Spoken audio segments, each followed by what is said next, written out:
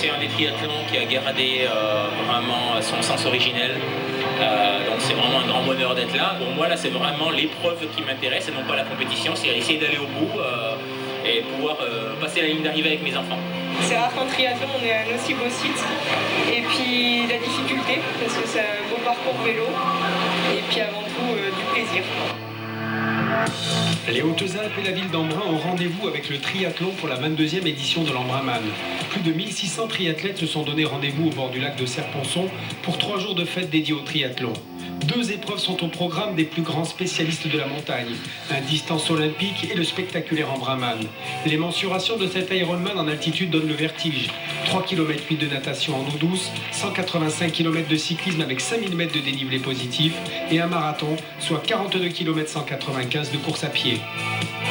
Bon ici c'est tout autant une aventure humaine que sportive, hein. C'est une épreuve un petit peu à part. Moi personnellement j'aime beaucoup les dénivelés importants à vélo, c'est plutôt dans mon gabarit, donc ici je suis servi et puis bon, il y a tous les amis, la famille qui viennent, donc c'est aussi l'occasion de vivre un grand moment de l'année. Comme chaque année, on vient en Embrun pour se faire plaisir et essayer de faire une belle course. Il y a un beau plateau, on verra bien demain.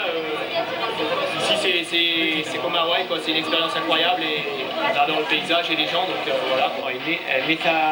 L'Ironman est vraiment une course très importante.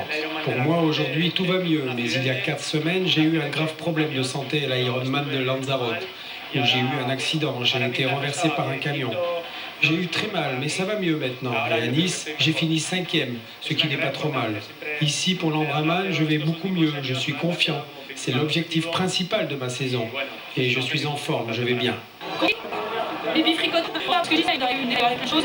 Avant déjà sûr de feu et après on regarde si on peut rivaliser avec les meilleurs ou pas quoi. Mais avant tout contre moi. Les courses comme Hawaï sont des courses très très dures, mais c'est complètement différent. Ici c'est des courses qui sont... En Embrun c'est une course qui est beaucoup plus lente, où normalement je suis beaucoup plus à l'aise, mais on n'est pas à l'abri non plus d'un pépin physique ou de se sentir mal. Et puis à partir du moment où sur ces circuits-là on commence à être mal, c'est vraiment très très dur de revenir dans la course. Donc, c'est vraiment une course...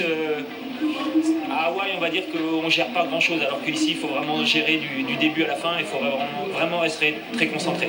J'ai l'habitude de beaucoup m'entraîner, donc ça peut aller... il y a 10 jours, je me suis fait une semaine de vélo où j'ai fait 850 km dans la semaine, par exemple, avec 80 km à pied et 20 km de natation, donc ça fait des semaines entre 35 et 40 heures. Ça fait des grosses charges de travail.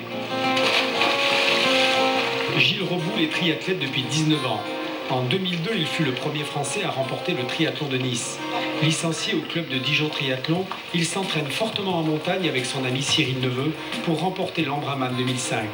Son fils Arthur est sa principale force de motivation cette année, après déjà 5 engagements dans ce triathlon gigantesque, considéré comme le plus difficile du monde.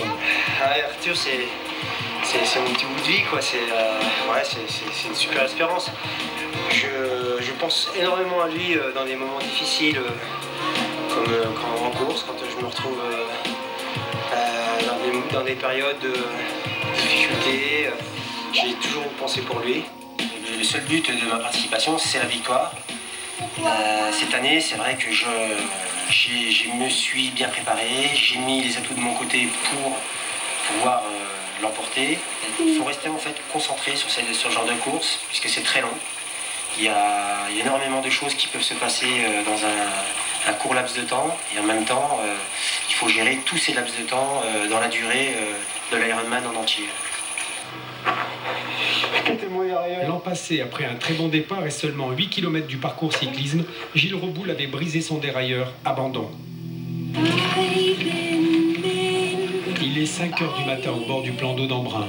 Les 866 courageux inscrits ont pris un copieux petit déjeuner constitué de sucre lent, céréales et pâtes, de fruits et de boissons énergétiques. À la température de 11 degrés en ce 15 août. Les corps sont enduits de graisse pour lutter contre le froid, ce qui facilitera également l'enlèvement des combinaisons d'Aquaman après l'épreuve de natation. Il y a énormément de gars qui peuvent être devant et c'est sûr que Félix a gagné 3 fois. C'est le grand rival, le grand favori, mais il ne faut pas oublier non plus Gilles Reboul, mais il y a aussi Colucci, le Brésilien, il y a René Rovera, il y a Patrick Branger, il y a Fabrice Vito, tout ça c'est des gars qui ont l'expérience de l'Embrunman. Donc faut négliger personne sur ce genre de course, parce que c'est tellement dur et c'est tellement long que tout le monde est capable de sortir une grande course. Ça va?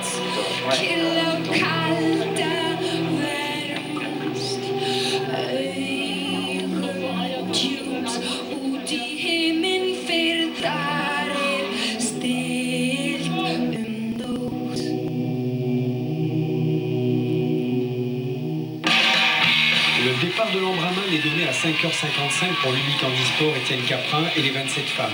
À 6h, les 847 hommes vont en découdre pendant plus de 10 heures les meilleurs, plus de 16h30 d'efforts pour les derniers. Les berges sont envahies par les familles des concurrents et de nombreux spectateurs. Bonnet numéro 2, Gilles Reboul, maître nageur de formation, fait partie du groupe de tête, accompagné de Cyril Neveu, son ami de l'Alpe d'Huez, de Romain Guillaume et du Brésilien Ronaldo Comici. La proximité des autres nageurs et la